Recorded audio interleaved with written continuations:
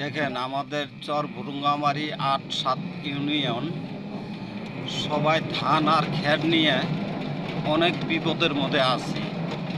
দেখেন এখন ধান আর খ্যার নিয়ে কিন্তু রাস্তা দখল, এমন বিপদে আছি মানে ভাষাতে বলা যায় না। ধান এত কষ্ট করে ধান আবাদ করেছি, এই ধানগুলো রোদ বেগরে পয়সে পয়সে যাচ্ছে। তাহলে ধানে যদি পয়সে যায় তাহলে আমাদের পেটের আহার কীভাবে জোগাড় করব? জিনিসপত্রর এত দাম বেড়েছে, অসহায় মানুষদের কেনার মতন কোনো সাধ্য নাই। এই অবস্থা যদি হয়, গরু পশু কীভাবে পালবে? দেখেন খেরগুলো বুঝতো পয়সে পয়সে গেছে কয়দিনের বৃষ্টিতে।